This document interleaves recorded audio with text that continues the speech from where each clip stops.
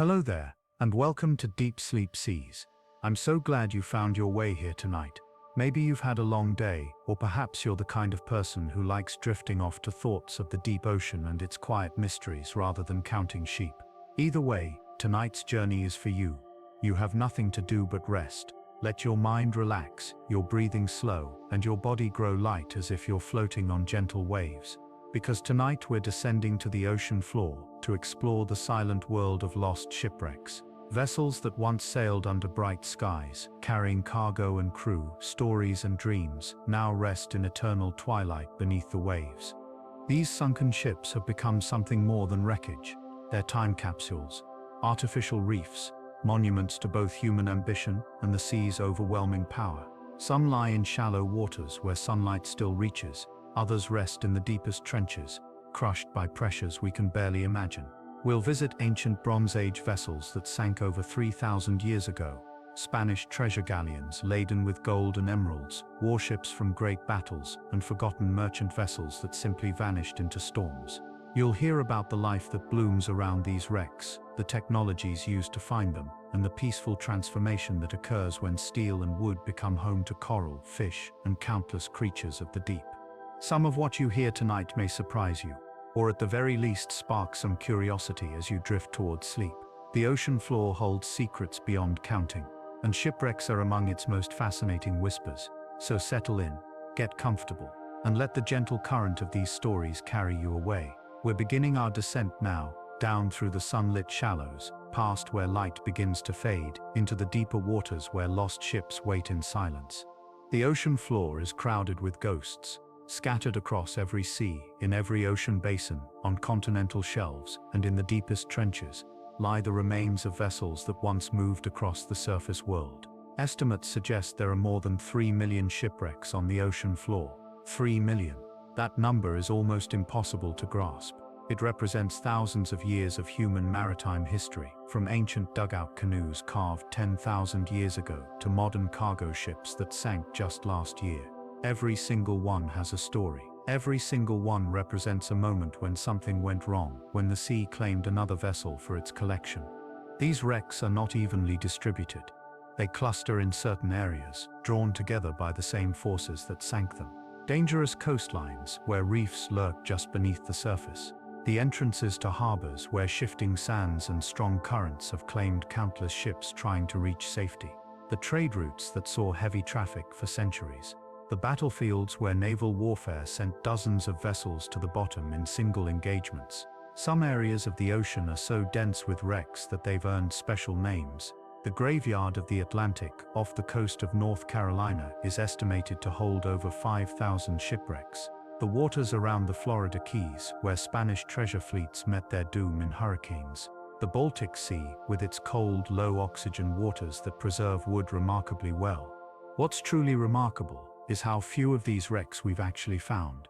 Less than 1% have been explored. Most remain exactly where they sank, unmarked, unmapped, unknown. The ocean is vast beyond our ability to fully comprehend, and even with modern technology, searching for a specific shipwreck can take years or decades. Some are found by accident. A fishing boat's net snags on something unexpected. A pipeline survey for an oil company reveals anomalies on the seafloor. A diver exploring a reef notices shapes that don't belong. Others are found through painstaking research, matching historical records with oceanographic data, using side-scan sonar to sweep vast areas of seafloor, following clues across centuries. The National Oceanic and Atmospheric Administration recognizes over 4,000 shipwrecks just within U.S. national marine sanctuaries. These are mapped and monitored to prevent collisions with modern vessels and submarines. But this is just a tiny fraction of what lies beneath.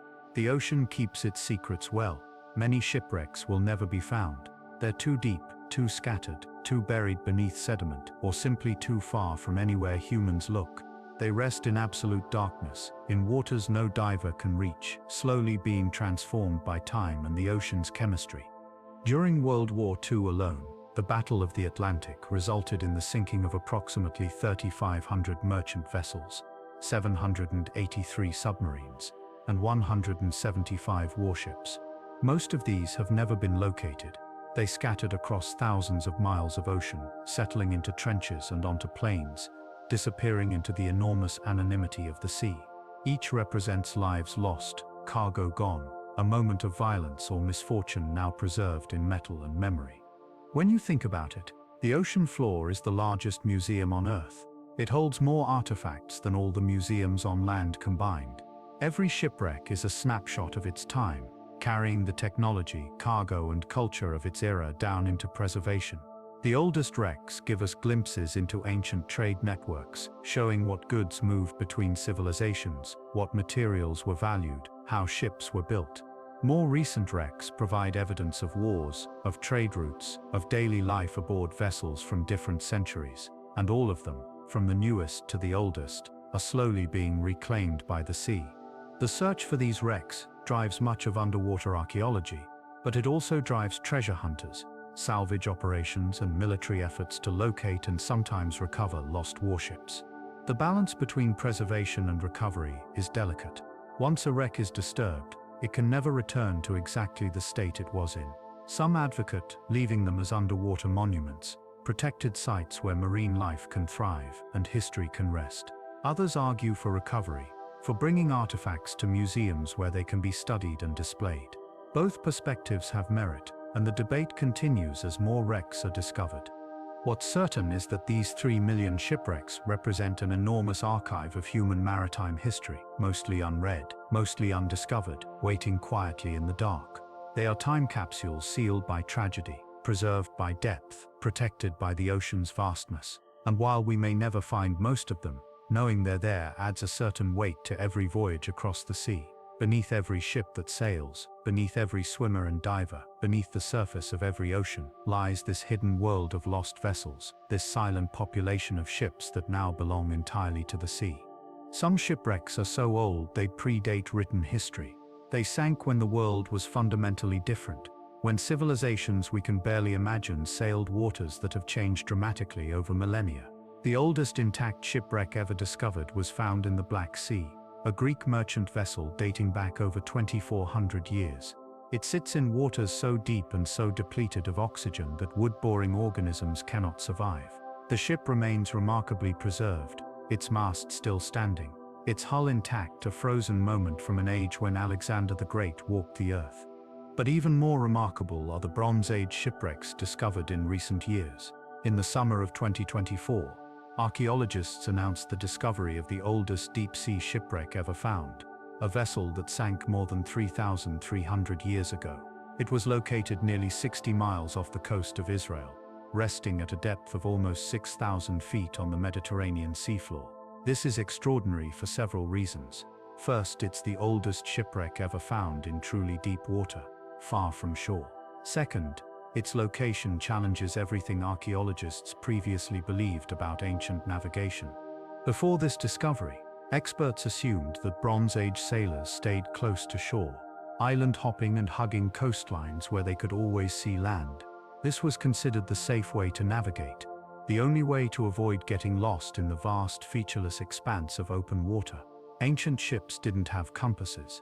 They didn't have detailed maps. They navigated using the sun during the day and the stars at night, relying on accumulated knowledge of currents, winds, and the positions of celestial bodies. Finding this wreck so far from shore, in waters where no land would have been visible, proves that ancient mariners possessed far greater navigational skills than we gave them credit for.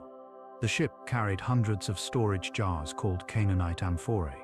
These vessels, with their distinctive pointed bottoms and narrow necks, were the shipping containers of the ancient world. They held oil, wine, grain, honey, and resin, goods that moved along extensive trade networks connecting civilizations across the Mediterranean. The amphorae from this wreck date to between 1400 and 1300 years before the Common Era, right in the middle of the Late Bronze Age, a period when international trade flourished and cultures across the region were deeply interconnected. This was the age of Egyptian pharaohs, of the Hittite Empire, of Mycenaean Greece, and the flourishing Minoan civilization on Crete. It was a time of palace economies and long-distance exchange, when copper from Cyprus mixed with tin from distant sources to create bronze. when luxury goods moved between royal courts, when written correspondence on clay tablets documented diplomatic marriages and complaints about late deliveries. The ship that sank off Israel's coast was part of this network, carrying its cargo across open water, trusting in the skills of its crew and the favor of whatever gods they worshipped. No remains of the ship itself are visible at the site. The wooden hull has long since decayed, leaving only the cargo scattered across the seafloor. But archaeologists estimate the vessel was between 39 and 46 feet long, large enough to carry a substantial cargo but small compared to later ships. It was likely built using the shell-first method, where planks are joined together to form the hull before any internal framing is added, a technique that would continue to be used in the Mediterranean for centuries. Only 2 other late Bronze Age cargo ships have ever been discovered, both off the coast of Turkey in much shallower water. The Cape Gelidonia shipwreck, excavated in 1960, was the world's first scientific underwater archaeological dig. It revealed a cargo of copper and tin ingots, along with personal possessions of the crew that showed they came from multiple cultures: Egypt, Cyprus, and Syria. This was evidence of a cosmopolitan maritime world where sailors of different origins worked together on merchant vessels. The reborn shipwreck, discovered in 1982, proved even more spectacular. It took 11 seasons of diving, over 22,000 individual dives to excavate this vessel. The cargo was astonishing: roughly 10 tons of copper ingots, about 1 ton of tin ingots, gold and silver jewelry, elephant and hippopotamus ivory, ebony logs from Africa, over 100 glass ingots in cobalt blue, turquoise, and lavender, the earliest intact glass ingots ever found. There were Canaanite jars filled with terebinth resin, a type of ancient turpentine. There were beads of amber and quartz, scarabs from Egypt, cylinder seals from Syria, and most remarkably, a gold chalice and other items that appear to be royal gifts exchanged between rulers. The Illuminated ship was carrying luxury goods and raw materials worth a fortune, probably traveling from a Cypriot or Syrian port toward the Aegean. Its cargo represents the interconnected economy of the late Bronze Age, showing how materials from across the known world, from Afghanistan to Africa, from the Baltic to the Nile, moved along maritime trade routes. When this ship sank, probably in a storm, it took with it a snapshot of Bronze Age commerce and culture. These ancient wrecks are time capsules from a world long vanished. The Bronze Age Mediterranean was a dynamic place, but it ended abruptly around 1200 years before the Common Era. A catastrophic series of events, possibly including earthquakes, famines, invasions by mysterious sea peoples, and the collapse of international trade networks, brought down most of the great Bronze Age civilizations within a few decades. Palaces burned, cities were abandoned, writing systems were forgotten, the elaborate trading networks collapsed. It took centuries for the region to recover. The shipwrecks from just before this collapse are among the last physical evidence of that lost world. They show us what was traded, how ships were built, what technologies existed. They preserve organic materials that rarely survive on land: wood, rope, food remains, things that decay quickly in most environments but can last for millennia in the right underwater conditions. They also remind us how fragile these connections were. A storm, a navigational error, a pirate attack. Any of these could send a ship and its cargo to the bottom, severing one small thread in the web of trade that held civilizations together. The discovery of the deep-sea Bronze Age wreck off Israel has opened new possibilities. If one ship sailed so far from shore, others must have done the same.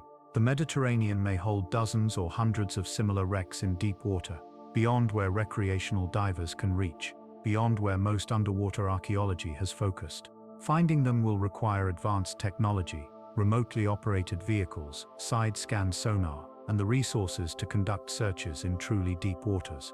But each discovery will add to our understanding of ancient navigation, trade, and the capabilities of mariners who sailed when the world was young and most of the ocean was unmapped mystery. Perhaps no shipwrecks capture the imagination quite like Spanish treasure galleons. For centuries, from the 1500s through the 1700s, Spain operated regular fleets between the New World and Europe, carrying unimaginable wealth extracted from colonies in Central and South America. Silver from the mines of Bolivia and Peru, gold from Colombia, emeralds, pearls, spices, exotic goods, all loaded onto slow-moving galleons and sent across the Atlantic in great convoys. These treasure fleets represented the lifeblood of the Spanish Empire, funding wars, palaces, art, and the projection of Spanish power across Europe and beyond. But they also represented tempting targets. Pirates and privateers lurked along the shipping routes, hoping to intercept a straggler or a storm-damaged vessel. Foreign powers, particularly England, France, and the Netherlands, sent warships to hunt the treasure fleets. And the Atlantic itself, with its hurricanes, reefs, and unpredictable weather, claimed more treasure ships than all the pirates and enemy navies combined. Major fleet disasters occurred in 1622, 1715, and 1733, when hurricanes scattered entire convoys along the Florida coast, sending billions of dollars worth of treasure, in modern values, to the ocean floor. The most famous of these wrecks is probably the Nuestra Señora de Atocha, a Spanish galleon that sank in a hurricane off the Florida Keys in September of 1622. The Atocha was heavily laden with silver, gold, and emeralds, carrying cargo whose modern value is estimated between $250 million and $500 million. The ship was part of a fleet that left Havana 6 weeks late in the season, rushing to beat the autumn storms. They didn't make it. A hurricane caught them off the Florida Keys and 8 ships went down. The Atocha sank in about 55 feet of water, taking with it 265 people. Only 5 survived, clinging to the remains of the mizzen mast that protruded above the waves. The Spanish immediately began salvage operations, but another hurricane struck a few weeks later, scattering the wreckage and destroying the mast that marked the location. They searched for decades but never found the Atocha. Over time, the wreck site was forgotten, buried beneath sand and the accumulation of centuries. Then in the late 1960s, a treasure hunter named Mel Fisher became obsessed with finding it. He and his team searched for 16.5 years, covering vast areas of seafloor, surviving financial difficulties, equipment failures, and personal tragedies, including the death of his son and daughter-in-law in a diving accident. Finally, on July 20, 1985, Fisher's team found the main debris field, what they called the Mother Lode. The discovery was spectacular. Over 40 tons of silver and gold, hundreds of thousands of coins, emeralds by the thousands, gold chains, jewelry, silver tableware, and countless artifacts. It was the most valuable shipwreck recovery in history at the time, establishing new records and proving that even wrecks that had been searched for centuries could still be found with persistence and modern technology. Fisher became famous for his motto, "Today's the day," his daily declaration of optimism that eventually proved prophetic. But the Atocha is just one of many Spanish treasure wrecks. The 1715 treasure fleet met its doom in a hurricane off the east coast of Florida, near present-day Sebastian Inlet. 11 ships went down, scattering silver coins, gold doubloons, jewelry, and other treasures along approximately 50 miles of coastline. The Spanish mounted immediate salvage operations and recovered much of the treasure over the following years, but hurricanes and time buried the wreck sites. In the 1960s, modern treasure hunters rediscovered 7 of the 11 ships and have been recovering artifacts ever since. Even today, after decades of salvage work, coins from the 1715 fleet still wash up on Florida beaches after strong storms, glittering reminders of that long-ago disaster. The San Jose, sunk in 1708, is called the Holy Grail of shipwrecks. This Spanish galleon went down during the War of Spanish Succession, when it was engaged by British warships off the coast of Colombia. During the battle, the San Jose's powder magazine exploded, and the ship sank rapidly, taking with it approximately 600 people. Only 11 survived. The cargo it carried is estimated to be worth anywhere from $1 billion to $17 billion in modern value, including 200 tons of silver, 11 million gold coins, massive quantities of emeralds, and intact Chinese porcelain. The wreck remained undiscovered until 2015, when a Colombian Navy expedition using advanced sonar and remotely operated vehicles finally located it near Cartagena. The site sits in relatively deep water, around 3,000 feet, making recovery extremely challenging. The wreck's ownership has been disputed by Spain, which owned the ship, Colombia, in whose waters it rests, and various treasure hunting companies that claim to have found it first. In 2024, the Colombian government announced plans to begin recovery operations, though the logistics and international legal issues remain complex. What makes these treasure wrecks so captivating isn't just the gold and silver, though that certainly helps. It's the stories they tell about empire, about risk, about the enormous scale of wealth extraction from the Americas. Each coin, each ingot, each emerald represents forced labor in distant mines, ore torn from mountains, smelted, minted, or cut, then shipped across an ocean on wooden vessels that were never quite fast enough, never quite seaworthy enough, always vulnerable to storms and enemies. The treasure fleets were vital to Spain's economy and its ability to project power, but they were also tremendously risky ventures. The Spanish treasure fleet system operated for over 2 centuries, from 1566 through 1790. It was the first permanent transatlantic trade route in history, connecting Spain with its vast colonial holdings across the Atlantic. The system involved 2 main fleets that sailed annually. The Flota de Tierra Firme went to ports in what is now Colombia, Panama, and Venezuela, collecting gold, emeralds, and other precious goods from South America. The Flota de Nueva España sailed to Veracruz in Mexico, gathering silver from the rich mines of Mexico and Bolivia that had been transported overland. These fleets operated on a convoy system for protection. Ships traveling together could defend against pirates and privateers more effectively than individual vessels. The fleets would gather in Havana, combining their cargoes before making the Atlantic crossing back to Spain. The convoys were massive operations, sometimes involving 50 or more ships, carrying not just treasure but also agricultural products, lumber, spices, sugar, tobacco, silk, and exotic goods from across the Spanish Empire. In the opposite direction, Spanish goods like oil, wine, textiles, books, and tools were transported to the colonies. The economic impact of these treasure fleets on Spain was enormous but also problematic. The sudden influx of gold and silver caused high inflation in the Spanish economy during the 17th century. Prices rose dramatically as more precious metal circulated.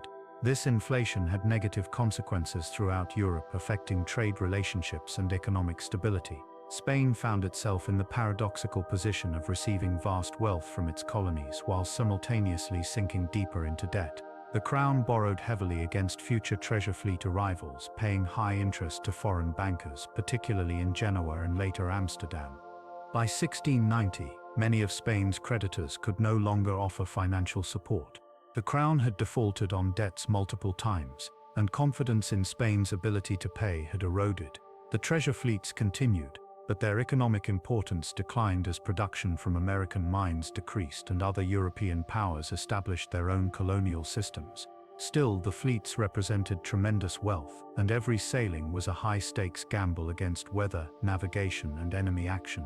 The risks were substantial. The Caribbean is prone to hurricanes, particularly in late summer and early fall. Spanish ships, heavily loaded with cargo, were slow and difficult to maneuver. They drew deep in the water, making them vulnerable to running aground on reefs and sandbars. Navigation was primitive by modern standards, relying on dead reckoning, coastal landmarks when near shore, and celestial navigation when crossing open ocean. There were no weather forecasts, no radio communications to warn of approaching storms. Ships sailed into hurricanes with no warning, no chance to seek shelter or change course. The 1733 disaster exemplifies the dangers. A fleet of 22 ships left Havana in July, late in the season, due to various delays. They encountered a massive hurricane in the Florida Straits. 21 of the 22 ships were lost, scattered along the Florida Keys from Upper Matacum Key to the Dry Tortugas. Over 1,000 people died. The Spanish immediately organized salvage operations, and over the next several years they recovered a substantial portion of the treasure, working in the shallow, clear waters of the Keys. But much remained buried in sand or scattered by subsequent storms. The capitana or flagship of the 1733 fleet was called El Ruby. It ran aground during the hurricane, then sank in relatively shallow water. 3 men died during the storm itself, but most of the crew survived. Salvage divers recovered most of the treasure aboard fairly quickly, but the wreck site remained undiscovered in modern times until 1938. Since then, salvage operations have continued periodically, with additional gold recovered as recently as 2015. The wreck sites from the 1733 fleet are now protected as part of Florida's underwater archaeological preserves, though permitted salvage operations continue under strict oversight. The 1715 disaster was even more catastrophic in terms of treasure lost. This fleet of 12 ships encountered a hurricane on July 30th, just days after leaving Havana. The storm drove the fleet toward the Florida coast, and 11 of the 12 ships were wrecked along a 50-mile stretch of coastline from present-day Sebastian Inlet south to Fort Pierce. Over 1,000 people died, including the fleet's commander, Admiral General Don Antonio de Quevas y Zubisa. The surviving crew and passengers struggled ashore, facing exposure, hunger, and hostile indigenous peoples. The Spanish crown immediately dispatched salvage vessels from Havana. They arrived to find survivors in desperate condition but began recovery operations almost immediately. Over the next 4 years, Spanish salvors recovered an estimated 5 million pieces of eight, substantial quantities of gold, and other valuables. They built temporary camps on shore, constructed docks and facilities, and employed hundreds of divers working in the shallow waters. The recovery was remarkably successful by contemporary standards, but still, millions of coins and other treasures remained buried in the sand or scattered beyond where the Spanish could search. The 1715 wrecks were gradually forgotten, buried deeper by shifting sands until the 1960s, when modern treasure hunters, equipped with scuba gear and metal detectors, began relocating them. A group called the Real 8 Company was formed specifically to search for these wrecks. They achieved remarkable success, discovering 7 of the 11 lost ships and recovering millions of dollars in coins, jewelry, gold bars, and artifacts. The discoveries spawned an industry of treasure hunting in Florida, with multiple companies obtaining salvage permits and working different sections of the coast. Today, artifacts from the 1715 fleet continue to be recovered. Professional salvage operations work under permits from the state of Florida, which receives a percentage of everything recovered. But coins still wash up on beaches after storms, found by lucky beachcombers walking the sand after hurricanes or winter northeasters. Each coin is a tangible link to that long-ago disaster, to the people who carried them, to an empire that depended on this flow of wealth and suffered when it was interrupted. Of the millions of pesos in treasure that left the Americas, a significant percentage never reached Spain. Some was lost to storms and shipwrecks, some was captured by foreign powers, some disappeared through corruption and smuggling. The Spanish crown was perpetually in debt, borrowing against future treasure fleet arrivals, paying interest to foreign bankers, struggling to maintain its position as a great power, even as the costs of empire drained its resources. The shipwrecks along the Florida coast and in Caribbean waters are physical evidence of this precarious system, moments when the flow of wealth was interrupted by wind and wave. The Nuestra Señora de las Maravillas, meaning Our Lady of Miracles, was another spectacular loss. This ship collided with another vessel in the fleet, the Santísimo Sacramento, while sailing through the Bahamas in January of 1656. The collision damaged the hull, and the Maravillas subsequently struck a coral reef and sank. Over 650 people died. The ship was carrying substantial treasure, and Spanish salvors worked the site for years, recovering much of it. But the wreck broke apart in storms, scattering debris over a wide area, and much treasure remained lost. In the 1970s and 80s, modern salvors rediscovered the site and recovered additional millions in silver, gold, and artifacts. The stories go on and on. The Mercedes sunk by the British in 1804 while carrying Spanish treasure, a case that went all the way to the US Supreme Court in the 21st century over ownership of recovered coins. The Juncal, lost in 1531 in the Gulf of Mexico, with one of the earliest major treasure cargoes from the New World. The countless smaller vessels, sloops, and merchant ships that also carried valuable cargoes and also met disaster in Caribbean waters. Each has its story, each represents lives and wealth lost, each lies somewhere on the seafloor, waiting to be found or already found and still yielding secrets. Today, these treasure wrecks remain sites of active salvage operations, legal battles, and archaeological controversy.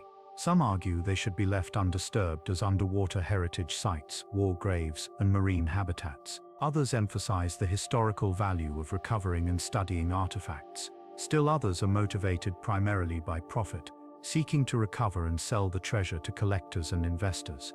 The balance between these interests shapes how we treat these wrecks, what protections they receive, and whether future generations will have the opportunity to study them, or whether they'll be dispersed into private collections, the artifacts divorced from their archaeological context.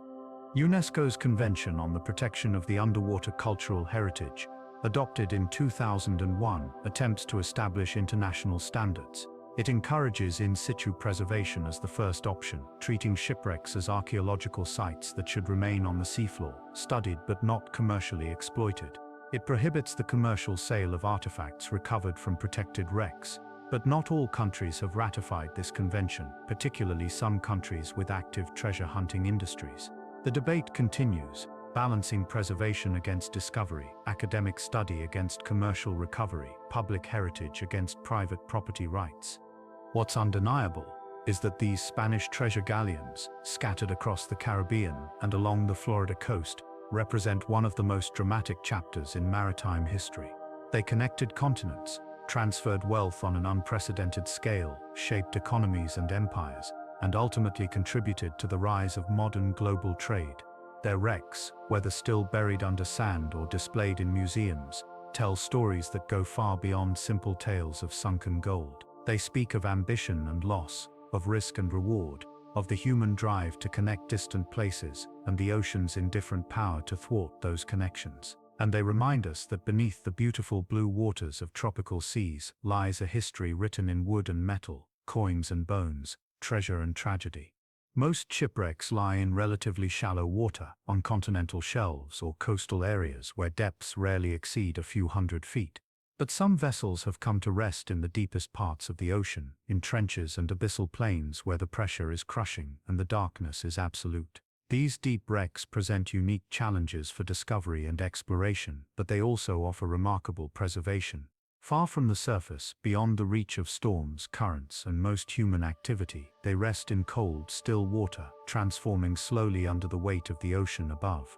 The deepest shipwreck ever discovered is the USS Samuel Byrd Roberts, a destroyer escort that sank during World War II in the Battle of Leyte Gulf, specifically during the engagement known as the Battle off Samar. This battle, fought in October of 1944, saw a small group of American escort carriers and their screening vessels confront a much larger Japanese fleet that included battleships, cruisers, and destroyers. The Samuel Byrd Roberts, affectionately known as Sammy Byrd, charged into this superior force, firing every shell it carried, launching torpedoes, engaging in close-quarters combat that would have been suicidal if it weren't absolutely necessary to protect the vulnerable escort carriers behind them. The little destroyer escort fought for hours, damaging Japanese heavy cruisers, drawing fire away from the carriers, buying time with every minute it stayed afloat. Finally, overwhelmed by enemy fire, the Samuel Byrd Roberts sank into the Philippine Sea. Of its 224 crew members, 89 died. The survivors spent 2 days in the water before being rescued. The battle itself was a remarkable American victory against overwhelming odds, and the Samuel Byrd Roberts became legendary for its bravery, the ship that fought like a battleship. For decades, the exact location of the wreck was unknown. Then, in June of 2022, explorer Victor Vescovo and his team from Caledon Oceanic located the Samuel B. Roberts at a depth of 22,916 feet, over 4 miles deep, resting on a slope in the Philippine Sea. This made it the deepest shipwreck ever discovered, breaking the previous record held by the USS Johnston, another destroyer that sank in the same battle and rests at 21,180 feet. These depths are almost impossible to imagine. The pressure at over 20,000 feet is enormous, roughly 7,000 pounds per square inch, enough to instantly crush any conventional submersible. Only specially designed vehicles can reach these depths. Vescovo used the DSV limiting factor, a titanium-hulled submersible designed to repeatedly dive to the deepest parts of the ocean, including Challenger Deep, the deepest known point on Earth. The submersible descended for hours through total darkness, following sonar readings, until it reached the sea floor and the scattered remains of the Samuel B. Roberts. The wreck is broken into 2 main pieces, the result of the violent sinking and the force of hitting the seafloor after falling through 4 miles of water. But remarkably, much of the structure is still recognizable. The hull, the machinery, even guns and other equipment can be identified in the imagery captured during the dive. The cold, still water at this depth preserves metal well, though it slowly corrodes over decades. There are no wood-boring organisms at these depths, no currents to scatter debris, no recreational divers to disturb the site. The Samuel B. Roberts rests in one of the most inaccessible places on Earth, a war grave and a monument to extraordinary courage. The USS Johnston, the previous record holder for deepest wreck, tells a similar story. It too fought in the Battle off Selma, commanded by Ernest A. Evans, a Native American officer who received the Medal of Honor posthumously for his actions. Like the Samuel B. Roberts, the Johnston charged the Japanese fleet, engaging battleships and cruisers far larger and more powerful. Evans was killed in the battle, and the ship sank, taking 187 men with it. The Johnston's wreck was discovered in October of 2019, but wasn't definitively identified until Vescovo's team made multiple dives in March of 2021. Both these wrecks lie in the Philippine Trench, one of the deepest parts of any ocean. The trench reaches a maximum depth of 34,578 feet in some locations, only about 1,300 feet shallower than Challenger deep in the Mariana Trench. The wrecks rest on the slopes of this trench, having slid down after sinking or settling where they fell during the battle. Finding them required extensive sonar mapping of huge areas of seafloor, following historical records of the battle, and considerable luck. The ocean at these depths is vast and mostly featureless, and even large objects like destroyers can disappear into the landscape.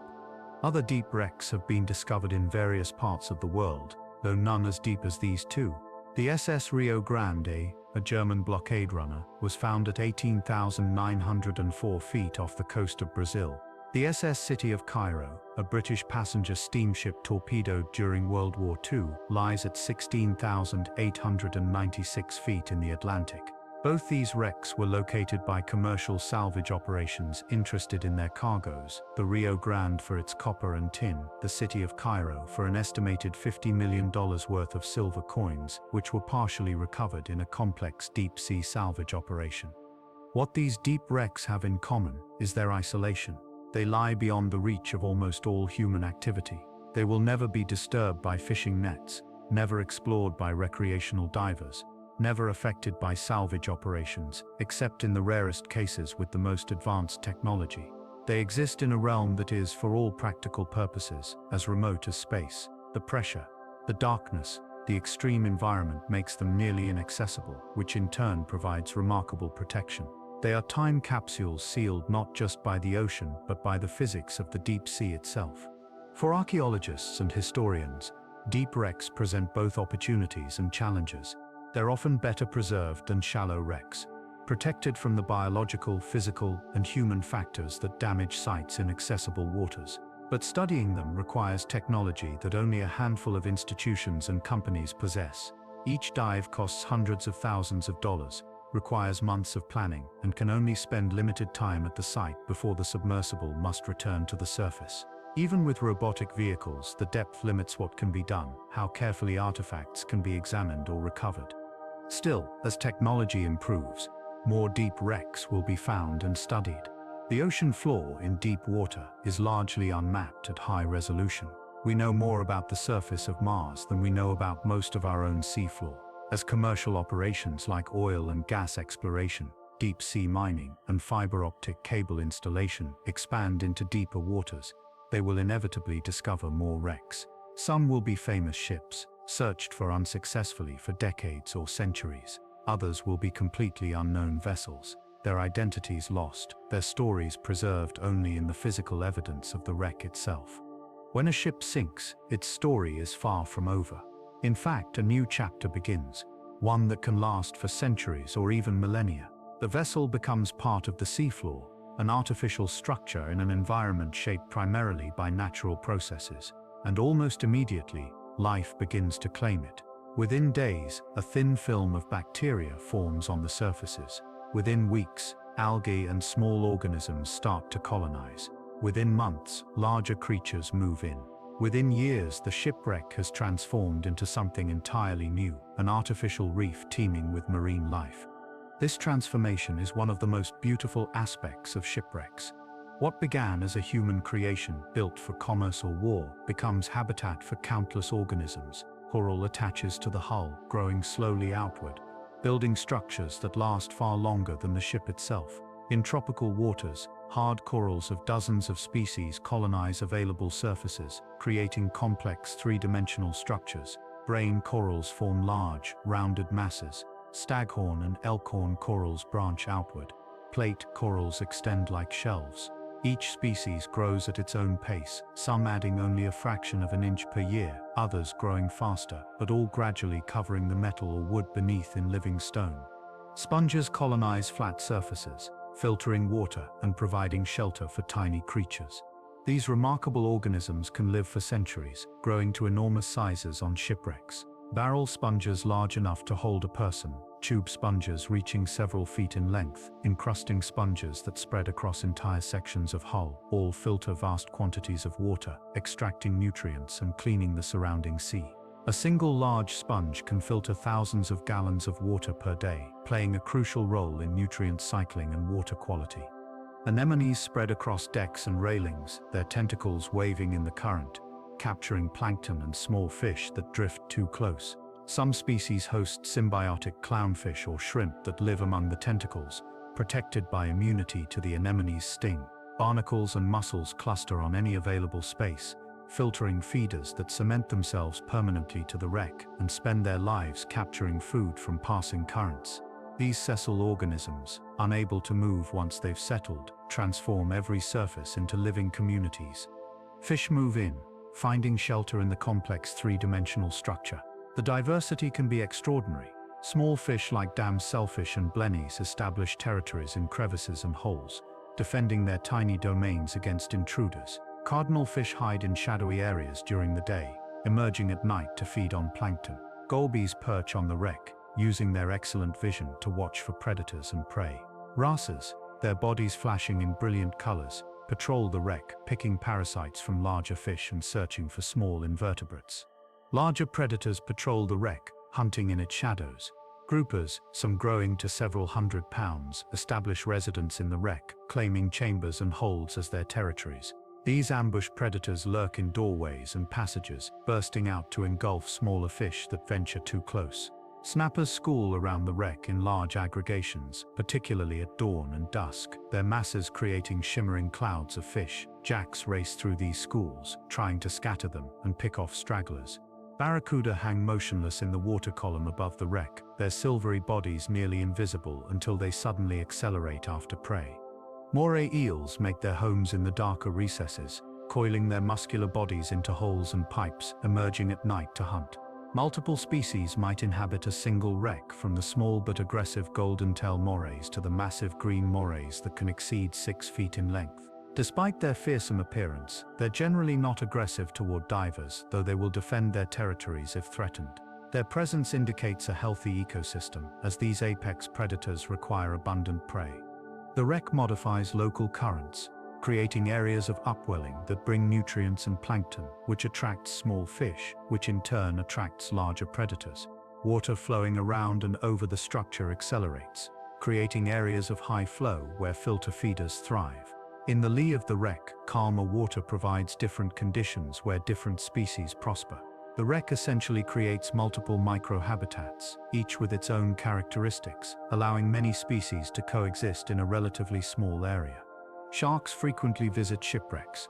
Reef sharks patrol regularly, checking for carrion or injured fish. Nurse sharks rest in protected spots during the day, stacking on top of each other in companionable piles. Larger species, including bull sharks and even occasional great hammerheads, may visit wrecks that lie in deeper water or along migration routes. The wrecks serve as landmarks and meeting points, places where sharks know prey will be concentrated. Sea turtles also frequent shipwrecks. Green turtles graze on algae growing on the structure. Hawksbills, with their specialized beaks, feed on sponges, which are often abundant on wrecks. Loggerheads may rest on the wreck between foraging trips, using it as a convenient resting place. The turtles add to the complexity of the ecosystem, each species playing its role in the community that develops around the artificial structure. Invertebrates beyond the attached filter feeders also thrive. Lobsters hide in the wreck during the day, their antennae protruding from dark holes, emerging at night to scavenge. Octopuses are common residents, claiming particular spots and decorating them with shells and debris. These intelligent creatures hunt at night, their ability to change color and texture, making them nearly invisible as they flow across the wreck. During the day, they retreat to their dens, sometimes blocking the entrance with rocks and shells. Nudibranch, or sea slugs, in an astounding variety of colors and patterns, crawl across the wreck, grazing on sponges, hydroids, and other prey. Some species are tiny, barely visible, while others reach several inches in length. Each is a minor work of art, with patterns and colors that seem impossible. Electric blues and brilliant oranges, spots and stripes, frills and projections. They're completely harmless but extraordinarily diverse, with different species specializing on different prey. Scientists have found that shipwrecks can support remarkably high biodiversity and fish abundance. Research comparing fish populations on wrecks versus nearby natural habitats has shown that wrecks often have higher fish density and sometimes higher species diversity, at least initially. The ship provides what marine biologists call vertical relief, structure that rises up from the seafloor, creating different levels and microhabitats. It's like an underwater apartment building, with different species occupying different floors and rooms. The hull provides surface area for organisms that need something to attach to. Openings in the structure create caves and shelters where animals can hide from predators or rest. The wreck modifies local currents, creating areas of upwelling that bring nutrients and plankton, which attracts small fish, which in turn attracts larger predators. Research has shown that the taller a wreck stands, the more fish it tends to support. A destroyer or cargo ship standing 30 or 40 feet high creates more habitat than a small boat that sits low against the seafloor. The complexity of the structure also matters tremendously. Ships with many openings, multiple decks, railings, machinery, and other features provide more diverse habitat than a simple hull. This is one reason why intact wrecks are ecologically valuable. They offer maximum structural complexity. A ship that has collapsed into a flattened pile of metal doesn't provide nearly the same quality of habitat as an upright, intact vessel. The age of the wreck also influences its ecological value. Very new wrecks, just sunk, initially attract mobile species looking for shelter, but haven't yet developed the complex biological communities of older wrecks. As years pass, the biological colonization creates increasingly complex habitat. Coral grows, providing attachment points for other organisms. Sponges establish, creating three-dimensional structure. The accumulation of sediment, shells, and organic matter in crevices provides substrate for plants and small invertebrates. After decades, a wreck can support an ecosystem as complex as a natural reef.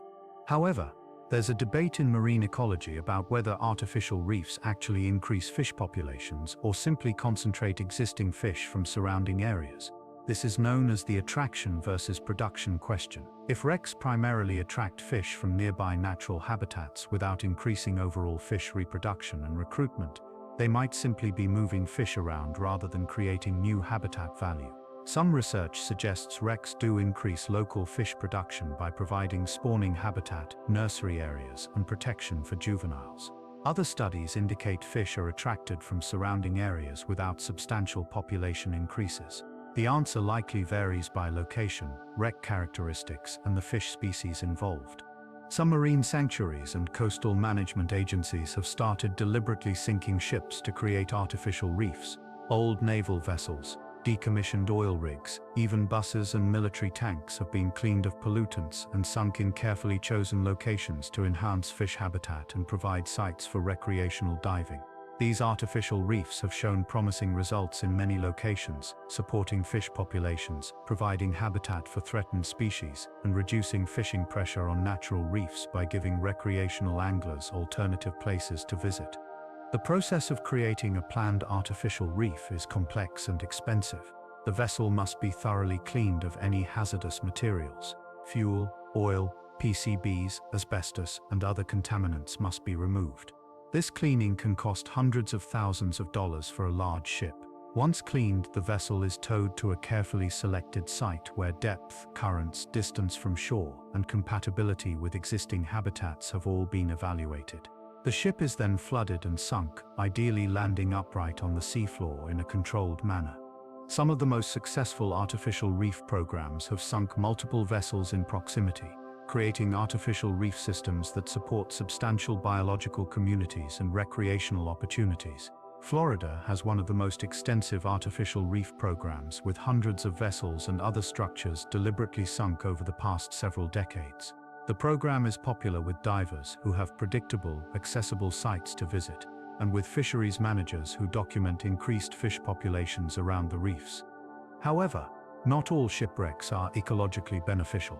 Some cause significant problems. Ships that sink with fuel, oil, or toxic chemicals aboard can leak these substances for decades, contaminating the surrounding waters. Even clean ships can cause issues. Modern vessels often use anti-fouling paints that contain copper or other toxic metals to prevent organisms from growing on their hulls. When these ships sink, these paints slowly leach into the water, affecting nearby marine life. Iron from steel hulls presents another concern. In some tropical locations, iron leaching from shipwrecks has triggered dramatic changes in the surrounding ecosystem. At Palmyra Atoll in the Central Pacific, researchers documented what they called a black reef around a shipwreck. Iron from the vessel stimulated algae growth, which in turn supported an invasion of corallimorphs, a type of sea anemone. These organisms spread rapidly, smothering existing coral and creating a darkened zone that stretched for over half a mile around the wreck. The established coral cover dropped from 40 to 60% down to less than 10%. The water appeared cloudy and dark. The normal reef ecosystem was essentially destroyed. Similar effects have been documented at other sites. The iron provides a limiting nutrient that is naturally scarce in many tropical waters. When it suddenly becomes available from a corroding shipwreck, it can trigger blooms of organisms that wouldn't normally thrive, potentially including harmful bacteria and pathogens. This creates a cascade of ecological effects that can fundamentally alter the marine community around the wreck. In some cases, environmental agencies have decided to remove problem shipwrecks, despite the cost and difficulty of such operations. The wreck at Palmyra Atoll was eventually removed in a multi-million-dollar restoration project. The ship was cut apart and lifted out, and efforts were made to restore the reef by treating it with pulverized bleach to kill the invasive corallimorphs. Years later, the reef was recovering, though it still showed signs of the disturbance. These negative effects are more common with modern steel ships than with older wooden vessels. Ancient wrecks rarely cause such problems, because the materials are more benign and the scale is smaller. A Bronze Age cargo ship that spilled copper ingots might affect the immediate area, but it won't create the same kind of widespread contamination as a modern tanker leaking fuel oil or a warship corroding and releasing heavy metals. The life cycle of a shipwreck ecosystem has been compared to whale falls, another phenomenon where a large organic structure suddenly appears on the seafloor. When a whale dies and sinks, it goes through distinct phases as different organisms consume and colonize the carcass. Shipwrecks undergo similar succession. Initial colonizers give way to later species.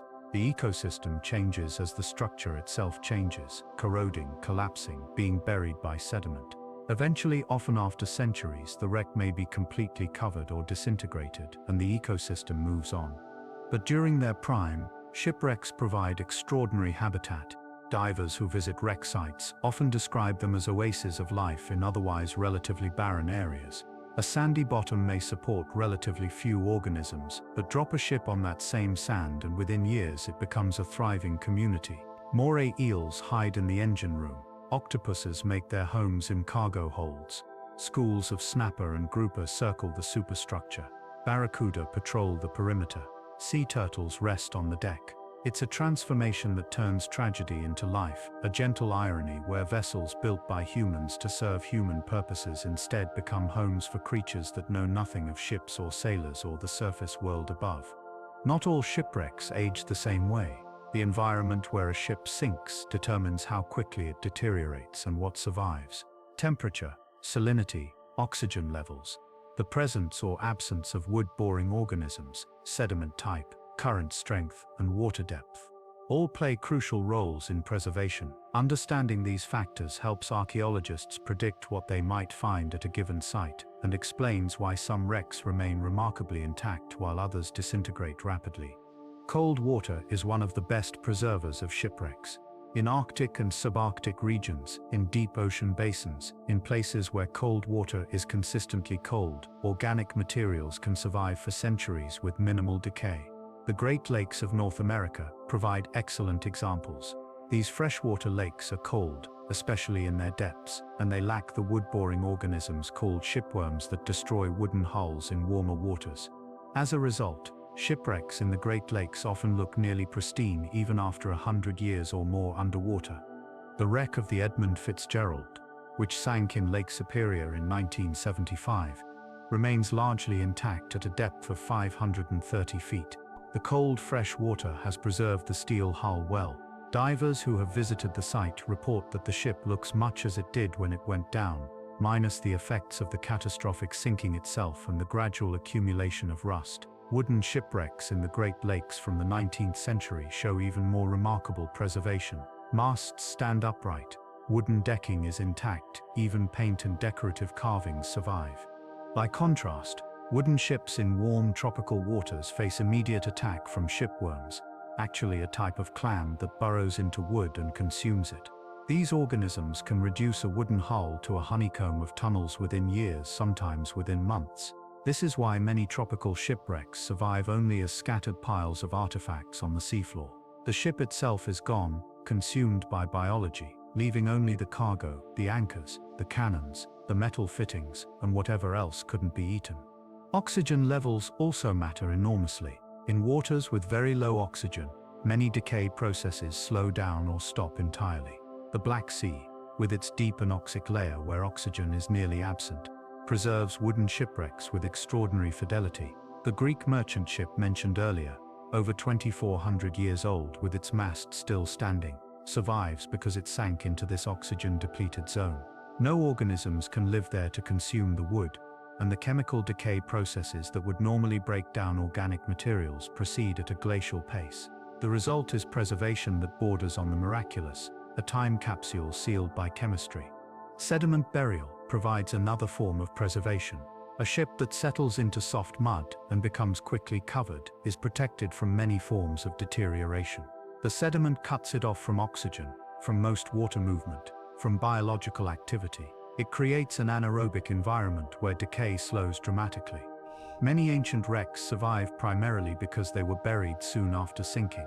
The wreck may have been on the surface of the seafloor for only years or decades before sediment covered it, but that quick burial meant that much of the structure and cargo remained intact for centuries or millennia. Conversely, wrecks on hard bottoms, on rock or coral reefs, on sandy areas swept by strong currents, tend to deteriorate much faster. They're exposed to moving water, which accelerates corrosion of metal and erosion of materials. They're accessible to boring organisms. If they break apart, the pieces scatter. Many shallow water wrecks on reefs are reduced to their most durable components within decades. Only the ballast stones, the heaviest cargo, the anchors, and perhaps some concretion-covered metal artifacts remain to mark where a ship once lay. Metal ships, which only became common in the late 19th century, have their own preservation issues. Steel corrodes in seawater, gradually forming layers of rust and corrosion products. In some environments, this corrosion is relatively slow. The cold, dark waters of the deep sea are actually fairly kind to steel, and many World War II wrecks remain recognizable after 80 years. But in warm, shallow, well-oxygenated water, steel deteriorates quickly. Within decades, a steel hull can corrode through in places, weakening the structure until it collapses. Interestingly, aluminum, which many people think of as more resistant than steel, actually corrodes faster in seawater. Aluminum vessels can deteriorate alarmingly quickly. Bronze and brass alloys used for many ship fittings are much more durable. Propellers, portholes, bells, and other bronze or brass components often survive long after the ship itself has collapsed into unrecognizable rubble. One curious aspect of underwater preservation is the formation of concretions, hard masses of coral, sand, rust, and other materials that fuse together around metal objects. In warm waters, artifacts can become completely encased in thick concretions that protect them from further corrosion.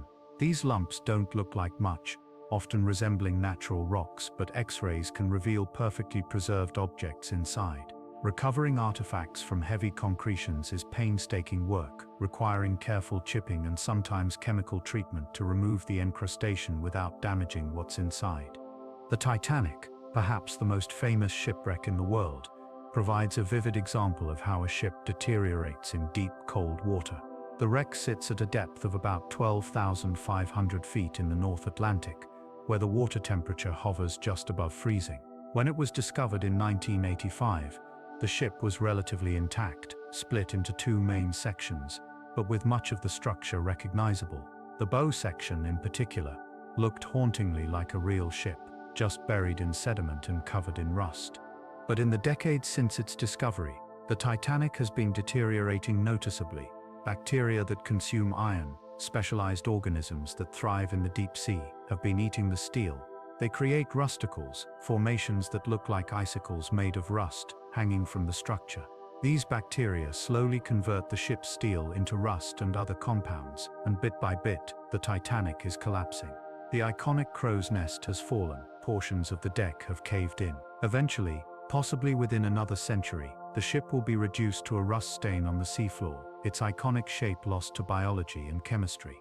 This ongoing decay is actually being monitored by researchers who return to the site periodically to document the changes. It's a reminder that even in deep, cold water, nothing lasts forever. The ocean reclaims everything eventually, but the pace of that reclamation varies enormously depending on conditions. A ship in the cold, dark, still waters of a deep trench might look recognizable for centuries. The same ship on a warm, shallow reef might disappear in decades. Understanding these processes helps us predict how long wrecks will remain intact and whether they're worth the effort and expense of archaeological investigation before they're gone. Some shipwrecks achieve fame that extends far beyond maritime archaeology or treasure hunting. They become cultural touchstones, stories that capture the public imagination and persist for generations. The Titanic is the most obvious example. Its sinking on the night of April 14 through 15, 1912 has been told and retold in books, films, documentaries, and countless articles. The story has everything necessary for enduring fascination, luxury, and hubris. A ship deemed unsinkable that sank on its maiden voyage, tales of heroism and cowardice, a death toll that shocked the world, and the haunting image of a great ship tilting bow first into the cold North Atlantic. Over 1,500 people died when the Titanic sank, many of them trapped in the ship or drowning in the freezing water. The disaster led to major changes in maritime safety regulations, including requirements for adequate lifeboats, radio communications, and ice patrols in the North Atlantic. But beyond its historical significance, the Titanic captured something about early 20th century society, about class divisions, about faith in technology, about the contrast between opulence and disaster.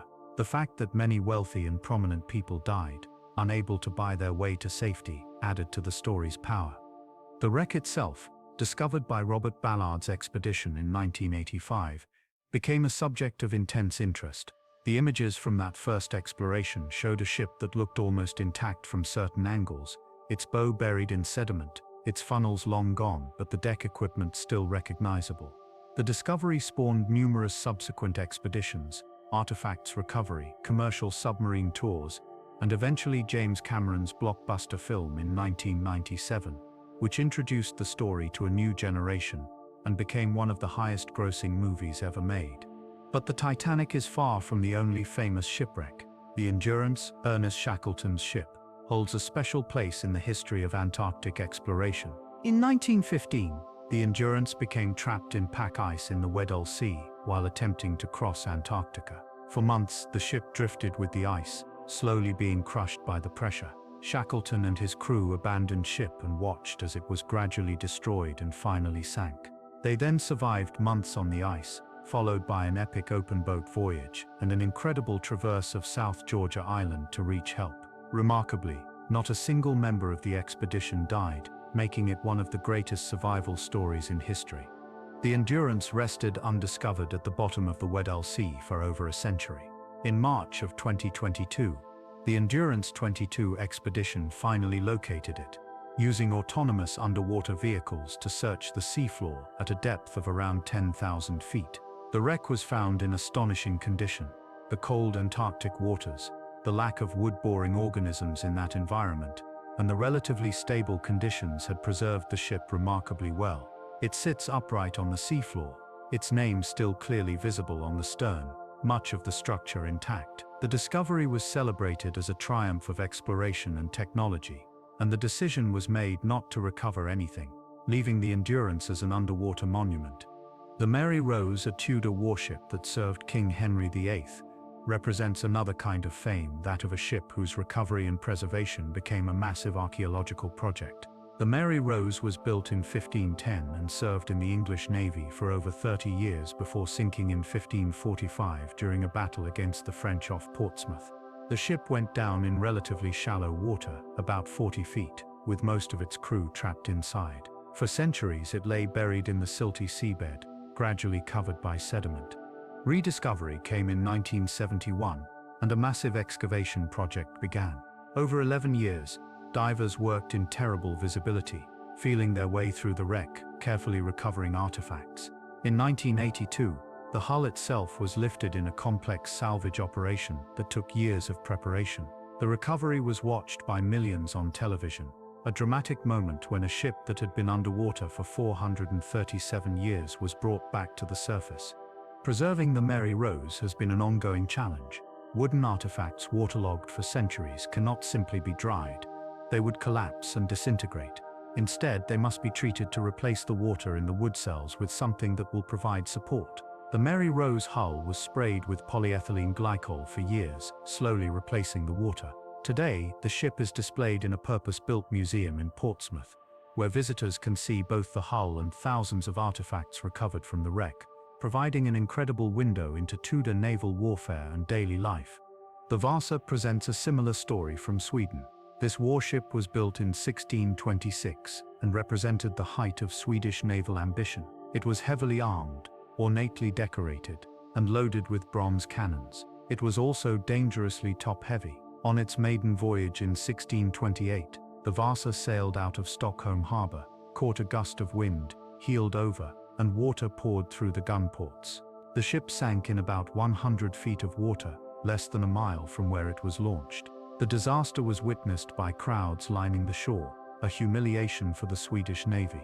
The Vasa lay buried in mud for 333 years until it was located and raised in 1961. The cold, brackish waters of the Baltic had preserved the ship incredibly well. Over 95% of the original wood was intact, and thousands of artifacts, including the skeletons of crew members, were recovered. Today, the Vasa sits in a museum in Stockholm, the only fully preserved 17th-century warship in existence, allowing visitors to see exactly what such a vessel looked like in detail impossible to obtain from any other source. These famous wrecks share certain characteristics. They're connected to dramatic stories, whether disaster, war, exploration, or historical significance. They're often remarkably well preserved, showing us things we couldn't learn any other way. And they've captured public imagination in ways that transcend academic interest, becoming part of broader cultural knowledge. But for every famous wreck, there are thousands of others equally interesting from an archaeological perspective, equally rich in artifacts and information, but lacking the narrative power or the circumstances that make them household names. The ocean floor is full of unknown ships with untold stories, waiting quietly for someone to find them and bring their narratives back to light. Finding a shipwreck is far harder than most people imagine.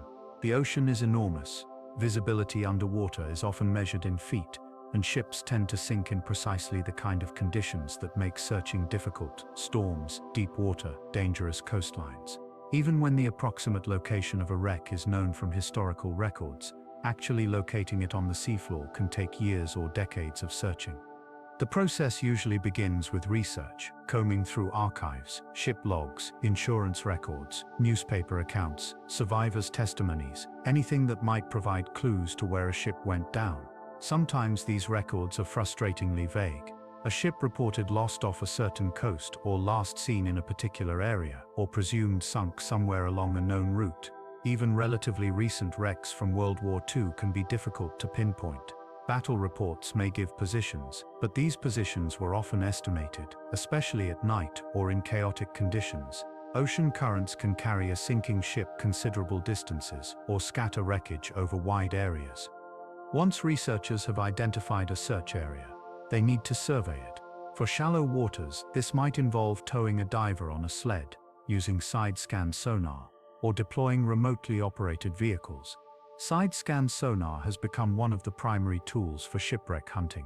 This technology sends out sound waves and creates images based on the echoes that return, allowing operators to see the seafloor, even in total darkness or murky water. A good side-scan sonar image can reveal the shape of a wreck, distinguishing it from natural features or other debris. But sonar has limitations. It shows shapes and textures but doesn't provide the detail of visual inspection.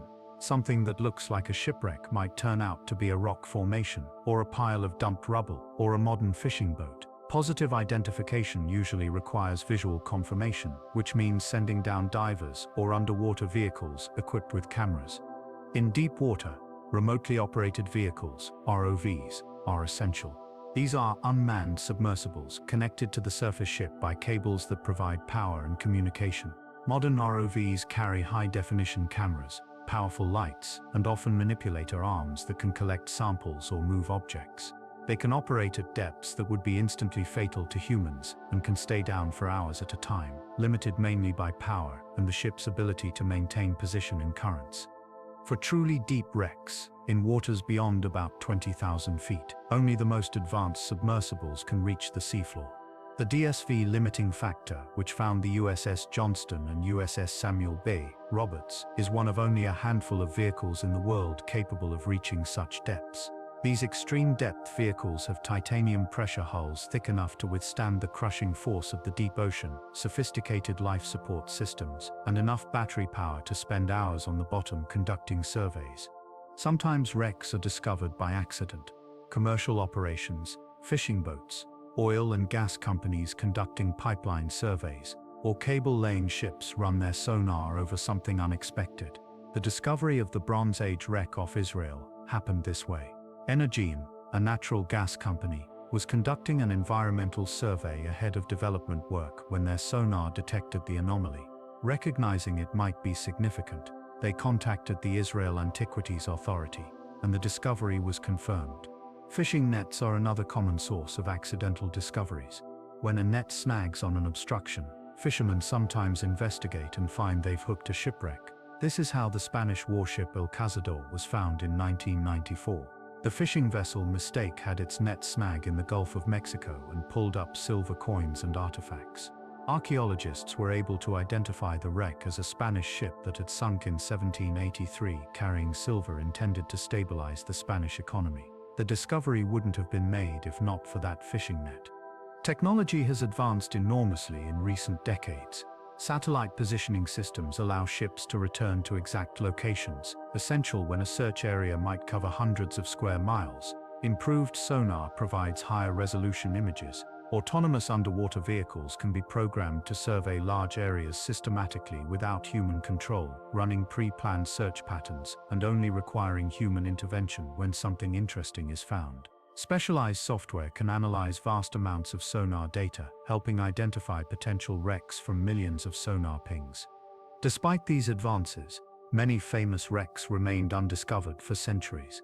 The Endurance, sunk in 1915, wasn't found until 2022, despite its location being reasonably well known and its historical importance making it a high-priority target. The San Jose, sunk in 1708, wasn't definitively located until 2015, despite numerous searches over decades, and despite treasure hunters claiming to have found it earlier. The USS Indianapolis, which sank in World War II after delivering components for the atomic bomb, wasn't found until 2017, despite being one of the most famous American naval losses of the war. Part of the challenge is sheer scale. Even a search area that seems small on a map, maybe 10 miles by 10 miles, represents 100 square miles of seafloor, equivalent to over 64,000 acres. If the water is deep, surveying this area requires slow, systematic work, towing sonar back and forth in a grid pattern. Any gaps in coverage might hide the very wreck being sought. And if the search area turns out to be wrong, if the historical records were inaccurate or the ship drifted farther than expected, months or years of searching can come up empty. This is why the discovery of major shipwrecks often makes international news. It represents the culmination of research, funding, technology, and often considerable luck. Finding something like the USS Samuel B. Roberts at over 20,000 feet, a relatively small ship in a vast ocean, verges on miraculous. It requires not just the right equipment but the persistence to keep searching when months of work have yielded nothing, and the expertise to interpret sonar data correctly and distinguish a genuine target from the countless false positives that appear during any survey. What makes a shipwreck valuable? The answer depends on who you ask. For treasure hunters, the value lies in gold and silver, in coins and jewelry, in precious metals and gems that can be sold. For archaeologists, the value is in information, in the opportunity to study a moment frozen in time, to understand how people lived and worked and traded in past eras.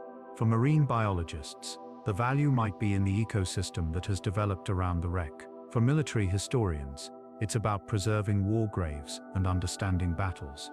Each perspective is valid, and often they're in conflict with each other. The most dramatic artifacts, the ones that make headlines, are usually treasure. The 40 tons of gold and silver recovered from the Nostra Senora de Atocha, valued at hundreds of millions of dollars. The $50 million in silver coins recovered from the SS City of Cairo. The estimated $17 billion in treasure believed to remain on the San Jose. These numbers capture attention and drive treasure hunting operations worldwide. There's undeniably something romantic about pulling gold coins from a centuries-old wreck, about holding in your hand wealth that was lost before your grandparents' grandparents were born. But treasure is only one category of artifact. Shipwrecks also preserve everyday objects that provide intimate glimpses of life aboard ships. The Mary Rose yielded over 26,000 artifacts. Most weren't valuable in monetary terms, but were priceless for what they revealed. Wooden bowls and leather shoes, games and musical instruments, medical equipment and carpentry tools, personal possessions of the crew. There were archery equipment, showing how Tudor longbowmen were equipped. There was the surgeon's cabin, still containing his instruments and supplies. There were the remains of meals, showing what provisions the crew ate. Together, these artifacts paint a detailed picture of naval life in the 16th century. The Illuminated wreck similarly provided artifacts that tell stories beyond their material value. The copper and tin ingots show trade networks stretching from Cyprus to Central Asia. The glass ingots in cobalt blue and turquoise were chemical analyzed and matched to contemporary Egyptian glass, providing evidence of glass production techniques and trade. The ebony and ivory showed connections to Africa. The gold scarab bearing the name of Queen Nefertiti, one of the most famous figures from ancient Egypt, suggested high-level trade or diplomatic gifts moving through the Mediterranean. Even the humblest artifacts can be revealing. Ceramic storage jars amphorae are found on many ancient wrecks. By analyzing their shape, archaeologists can determine their origin. Different regions had distinctive styles. By analyzing residue inside, they can sometimes determine what the jars contained. This information helps reconstruct ancient trade networks, showing what goods moved where, which ports were important, how economies were organized. A single cargo of amphorae can provide evidence for trade relationships that historical texts never mention. Personal possessions are particularly poignant. The crew's belongings, things they carried with them, provide human connections across centuries. A pocket watch, still showing the time it stopped when the owner drowned. A wedding ring, engraved with initials. A child's toy, suggesting a family aboard. These objects transform statistics into individuals, reminding us that each wreck represents real people who died, who had lives and families and plans that ended suddenly. Some artifacts are significant for technological reasons. Ancient anchors show how anchoring systems evolved. Navigation equipment like astrolabes or sextants shows the tools mariners used. Ship's bells, often recovered from wrecks, sometimes bear the ship's name and date, providing positive identification. Coins are valuable for dating a wreck, the most recent coin providing a terminus post quem, the earliest date the ship could have sunk. The recovery and conservation of underwater artifacts is a specialized field. Objects that have been submerged for decades or centuries can't simply be pulled up and put on display. They require careful treatment. Organic materials like wood, leather, and textiles are often waterlogged and will shrink, crack, or disintegrate if dried. They must be treated with chemicals that replace the water in their cells, a process that can take years. Metals may be encrusted or corroded and require careful cleaning and stabilization. Even stone and ceramic, seemingly durable, can have structural weaknesses from their time underwater. Conservation is expensive and time-consuming. which is one argument for leaving artifacts in situ on the wreck site rather than recovering them. Underwater, protected by sediment or concretion, artifacts can survive for centuries more. Once recovered, they require constant care and controlled environments to prevent deterioration. Museums struggle with the costs of properly conserving and displaying maritime artifacts, especially from large collections like those from the Mary Rose or the Vasa. There's also the question of ownership. Who has the right to artifacts from shipwrecks? This varies by location and circumstance. Military vessels remain property of their nation of origin under international law, even centuries after sinking. Merchant vessels may be claimed by the nation whose flag they sailed under, or by the nation in whose waters they rest, or by salvors who found them, or by descendants of the original owners. These disputes can go on for years in courts, with millions or billions of dollars at stake. UNESCO has tried to establish international standards through its Convention on the Protection of the Underwater Cultural Heritage, which promotes in situ preservation and restricts commercial exploitation. But not all nations have signed this convention, and even among signatories, enforcement is challenging. The high seas, beyond any nation's territorial waters, are particularly problematic. Wrecks there may have no clear legal protection. The debate over treasure versus archaeology will likely never be fully resolved. Treasure hunters argue that without the profit motive, many wrecks would never be found and their artifacts never recovered or studied. Archaeologists counter that treasure hunting destroys context, the spatial relationships between artifacts that provide archaeological information. A gold coin randomly recovered from a wreck and sold to a collector has lost most of its scientific value. The same coin carefully excavated, documented, photographed in place, and then conserved and studied, can contribute to our understanding of history. Perhaps the ideal approach combines elements of both perspectives. Careful archaeological work, properly documented and conserved, funded by the sale or exhibition of a portion of recovered artifacts, with the most scientifically significant pieces retained for study and public display. Some operations have tried this model with varying degrees of success. The challenge is maintaining archaeological standards when commercial pressures push for faster work and higher recovery rates. It's a balance that requires goodwill, adequate funding, and clear legal frameworks, all of which are often in short supply. Shipwrecks have complex relationships with their environments. As we've discussed, they provide valuable habitat for marine life, supporting diverse ecosystems and serving as artificial reefs. But they can also cause environmental problems, particularly modern wrecks carrying fuel, chemicals, or materials that leach toxins into the water.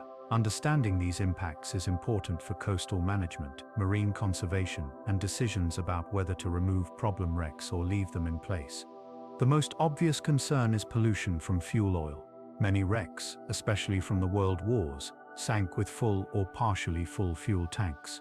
Oil gradually leaks out over the decades, creating slicks and contaminating the water column and seafloor. Some war graves continue to leak oil 70 or 80 years after sinking. The U.S. Arizona in Pearl Harbor, now a memorial, still releases small amounts of oil that rise to the surface, creating an effect some call the ship's tears. While poetic, this ongoing leakage does represent environmental contamination, though at a relatively small scale. Larger concerns arise from wrecks containing substantial fuel loads. Several World War II tankers and cargo ships sank carrying thousands or even hundreds of thousands of barrels of oil.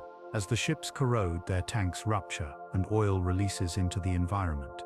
In some cases, particularly in ecologically sensitive areas or near populated coasts, salvage operations have been undertaken to remove the oil before it leaks. These operations are extremely expensive and technically challenging, requiring specialized equipment and careful work to avoid causing the very spill they're meant to prevent.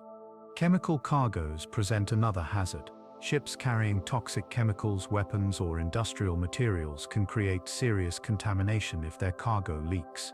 The ghost fleet of World War II vessels scuttled in various locations around the world, sometimes included ships carrying chemical weapons, particularly in the Baltic Sea, where both Germany and Allied forces dumped chemical munitions after the war. These wrecks are essentially ticking time bombs, gradually corroding until the munitions are exposed and begin leaking. The iron leaching issue discussed earlier represents a more subtle but potentially widespread impact. Steel ships contain enormous amounts of iron, and as they corrode, this iron dissolves into the surrounding water. In iron-limited environments, particularly some tropical waters, this can trigger algal blooms and shifts in the microbial community. The black reef phenomenon at Palmyra Atoll is the most dramatic example, but research has shown elevated iron levels around many steel wrecks, with corresponding changes in local ecosystems. Copper is another concern. Anti-fouling paints used on ship hulls often contain copper compounds designed to prevent organisms from attaching to the hull. These paints are effective precisely because copper is toxic to many marine organisms. When ships with these paints sink, the copper slowly leaches into the environment. Studies have found elevated copper levels in sediments around shipwrecks, and in some cases this has affected nearby organisms. Filter-feeding animals like mussels and oysters are particularly sensitive to copper, accumulating it in their tissues. Physical impacts from shipwrecks can also be significant. When a large ship grounds on a coral reef, the immediate damage can be extensive. The hull crushes coral, scrapes across the reef, and can scar large areas. As the wreck breaks apart in storms, pieces of the ship can continue to damage the reef, grinding across the surface or being thrown about by waves. Even after the wreck settles, it represents a massive structure that has fundamentally altered that section of reef, replacing natural coral habitat with metal or concrete. There's also the issue of invasive species. Ships in ballast water and on their hulls carry organisms from port to port, and when they sink, they potentially introduce these organisms to new environments. If the wreck happens to be colonized by non-native species before it sinks, or if ballast water releases such species, they can establish populations and spread. Some of the world's most problematic marine invasive species arrived via shipping, and shipwrecks can serve as stepping stones, providing habitat that helps invasives establish in new locations. Against these negative impacts must be weighed the positive contributions wrecks make as artificial reefs. In areas where natural hard substrate is scarce, a shipwreck can be the only significant three-dimensional structure for miles, making it a critical habitat feature. The fish populations it supports may be important for local fisheries. The biodiversity it harbors may include rare or threatened species, and its presence may take pressure off natural reefs by giving divers and fishers an alternative destination. Environmental managers face difficult decisions with problem wrecks. Removing a wreck is expensive, requires heavy equipment and specialized expertise, and itself causes environmental disruption. The process may release pollution that was previously contained, may destroy habitat that organisms have come to depend on, and may not be technically feasible if the wreck is too deep or too deteriorated. Leaving it in place avoids these problems but means accepting ongoing contamination or ecological impact. In some cases, compromises are possible. Oil or chemicals can be removed while leaving the wreck structure in place. Toxic materials can be sealed or neutralized. Monitoring programs can track changes and trigger action if impacts become severe. But many wrecks are simply too remote, too deep or too poor in terms of their pollution for removal to be justified. They remain on the seafloor, slowly corroding, gradually releasing whatever they carried, their environmental impacts playing out over decades or centuries. The long-term fate of most shipwrecks is to disappear. Steel corrodes, wood rots, or is consumed. Materials break down, scatter, and eventually blend into the seafloor. The ship becomes sediment, rust, fragments scattered over a wide area, and finally just a chemical signature, a slight anomaly in the composition of the surrounding mud or sand. This natural recycling takes centuries, but is essentially inevitable. Only in the most stable, cold, oxygen-depleted environments can shipwrecks persist for millennia. Most will be gone much sooner, their environmental impacts ceasing as the source of contamination or ecosystem disruption finally disappears into the ocean's chemistry. And now, as we near the end of our journey, let's drift back toward the surface, slowly rising through the dark water, leaving the silent world of shipwrecks behind. We've descended to the deepest trenches where destroyers rest in eternal darkness. We've visited Bronze Age cargo ships that sank when writing was young and empires were new. We've seen Spanish treasure galleons glittering with gold and emeralds, transformed into coral gardens.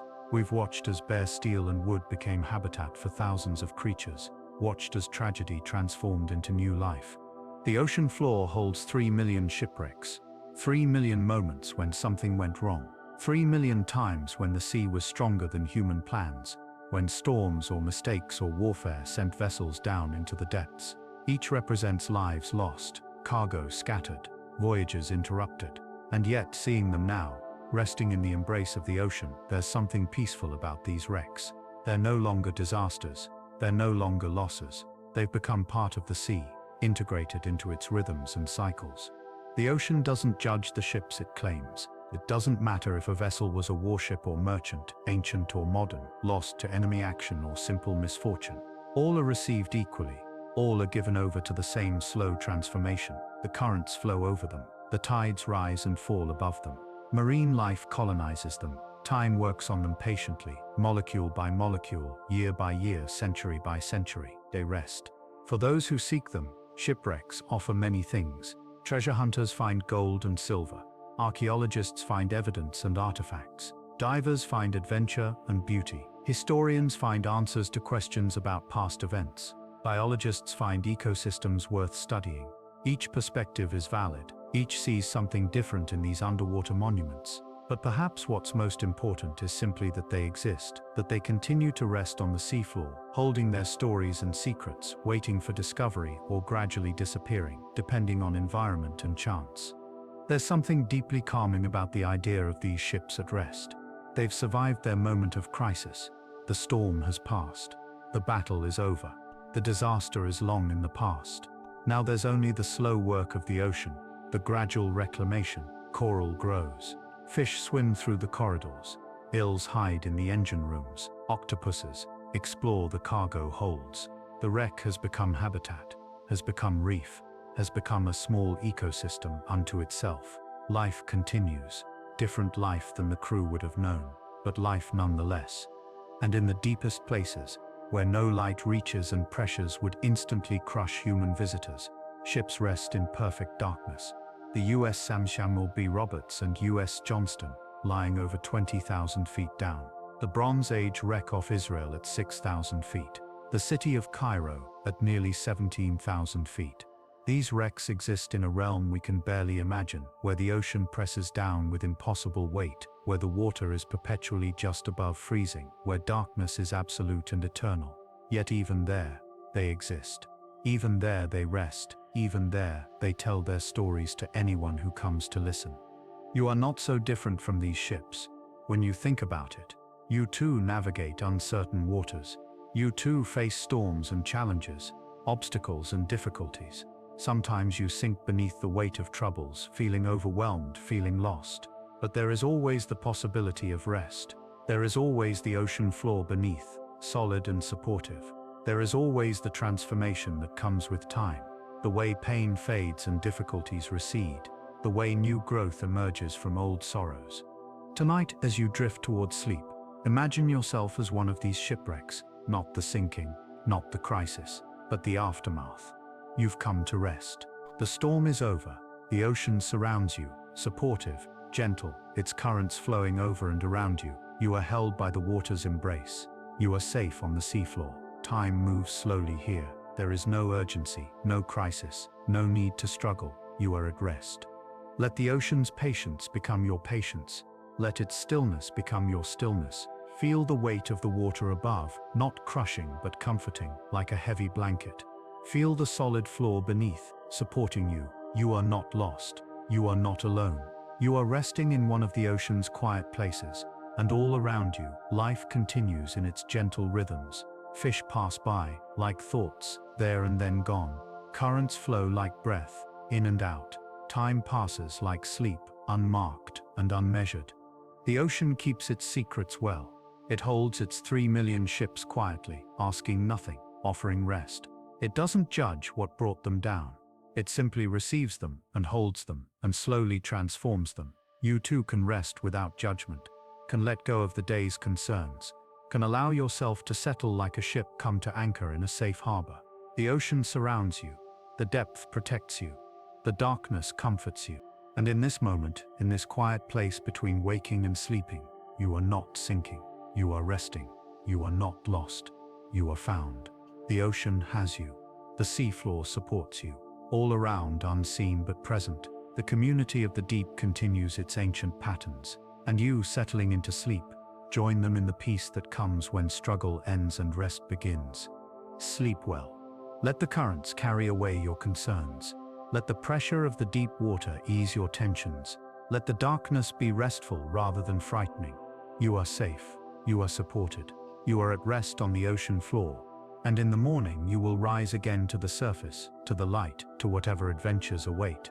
But for now, there is only this: the quiet, the dark, the gentle transformation of a soul at rest in the deepest waters. The ocean holds you. The shipwrecks surround you like sleeping monuments. The creatures of the deep swim their ancient patterns, and you, drifting now into dream, become part of this underwater world, this realm of rest and renewal, this place where lost things find their peace at last. Good night, sleep well, and may your dreams be as deep and peaceful as the ocean floor, where 3 million ships rest in the darkness, each with its story, each with its place, each transformed by time into something new and beautiful and serene. The ocean keeps its secrets, but tonight you have heard some of them, and now those secrets can carry you down into sleep, down into rest, down into the peaceful depths where shipwrecks sleep and dreams begin. Rest now. The journey is over. The descent is complete. You have reached the bottom, and there is nothing to do but rest. Let the ocean's embrace hold you. Let its patience become yours. Let its depth be your comfort. Sleep,